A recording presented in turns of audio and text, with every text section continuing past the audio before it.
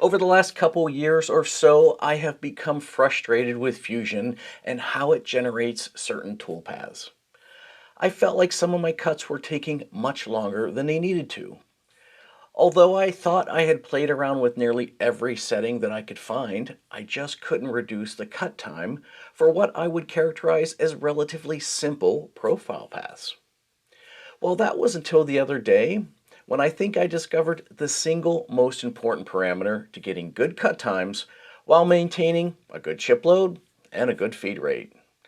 Let's go ahead and jump over to Fusion and let me show you what I discovered. Here we are in Fusion. What you see in front of you is our parametric juice groove generator. This is the file that I use all the time to create juice grooves for any of our cutting boards. And so this file is available on our Etsy site if you're interested. I will leave a link down below. What we have here is we have two fundamental operations in this file, one that has a ramp and one that does not have a ramp. And so to control this file, you actually change the parameters on the length and the width of the cutting board, and then it automatically computes where the toolpath needs to go. And all you need to do is regenerate the toolpath, export it to your CNC machine, and you're good to go for your juice groove.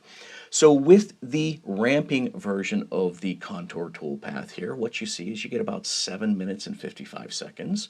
And then if we have the non-ramping version, where it just plunges into the material and starts cutting, you have 3 minutes and 47 seconds roughly. That is about half the time of the ramping version.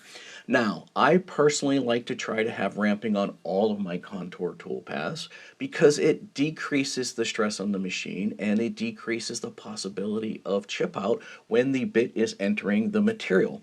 And this is really kind of important for something like a juice groove where you don't want to have any chip out on the top for your customers. So I've been struggling with this ramping toolpath for probably 2 years, if not longer, on how long it takes. And so when I have the time, I do use this ramping version right here. But recently I've been struggling and I needed to cut a little bit faster, so I've used the non-ramping version, and I've suffered a little bit more sanding in the process. So I started playing around with this the other day just to see what the magic is. I've done a lot of futzing around with this over the years, and I've just never been able to figure out exactly what controls this ramping. And so if we zoom in here, what you see is the stuff that is in red is where Fusion is telling the machine to ramp, and then the stuff in blue is where Fusion is telling the machine to do just regular cutting.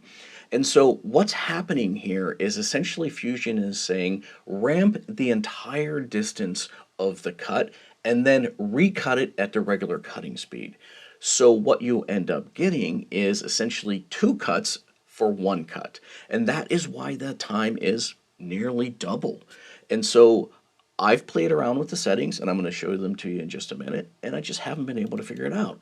So if we double click this toolpath here and we click on the linking tab, here are our ramp settings that I have come up with over the years. It's a 20-degree ramping angle.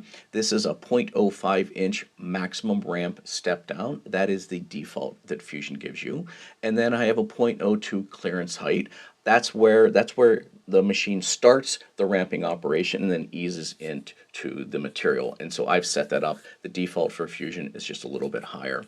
So I thought all these years that what controls how quickly the machine dives into the machine is the ramping angle. I wasn't really entirely sure what this step down parameter was for. And so I started playing around with both of these. So if you increase this ramping angle to something relatively insane, say like 85 degrees, what you would end up with is essentially a plunge, a nearly vertical dive into the material. Well, let's go ahead and do that. I will show you. We'll change it to 85 degrees. We will regenerate the toolpath by right-clicking on it and saying generate here. And essentially nothing's changed. It is not diving straight into the material. It is continuing to ramp over the entire distance of the board essentially. And the cut times are the same. And so this has been bothering me for quite some time. So if we go back into the setup here, change this back to 20 degrees, I started playing around with this ramp step down value, and I started saying, well, like what happens if we just make it something insanely large? So I changed it to 5 inches. We're going to go ahead and we're going to say 5 inches. Click OK. Regenerate the toolpath. All of a sudden, our ramping toolpath now is nearly the same time as our non-ramping toolpath. It's only 4 seconds longer. That's exactly what I've been looking for all these years, and I just never stumbled across it.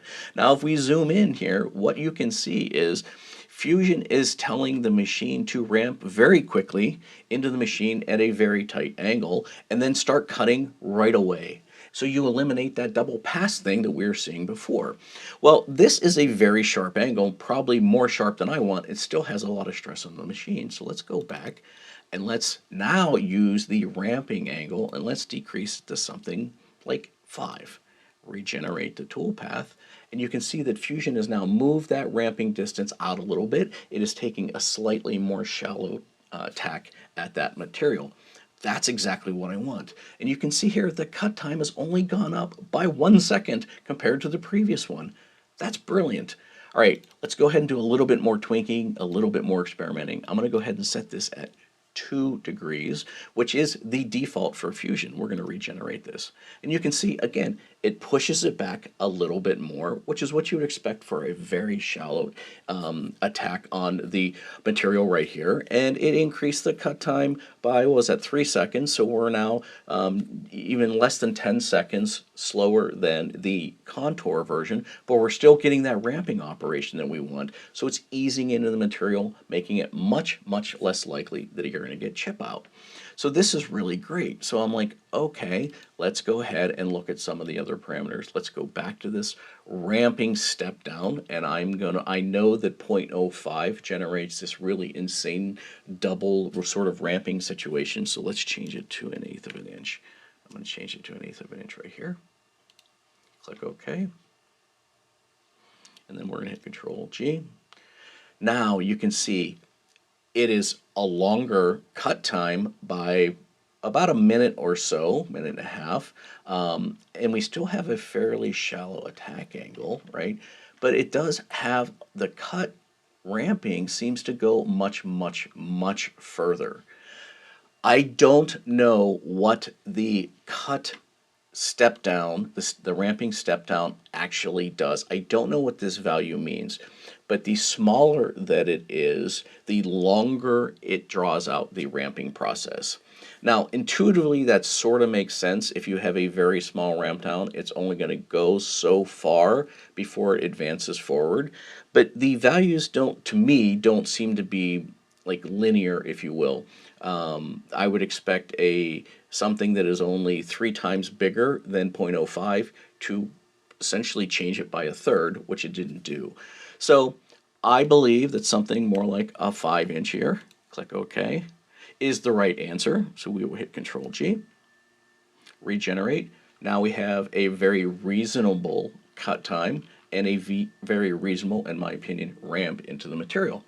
And so this has been the magic parameters, or the 2 magic parameters, if you will, but mostly that step down is controlled this value all these years. And so now I believe I have what is a more optimal, a more perfect version of this toolpath, and it has given me something to move forward with in the future whenever I do additional contour toolpaths. So I am going to update the file out on our Etsy site. If you have purchased it previously, thank you so much. That file will be out there for you to use. If you have not purchased it and you want to grab this file, it'll be out there for you to use.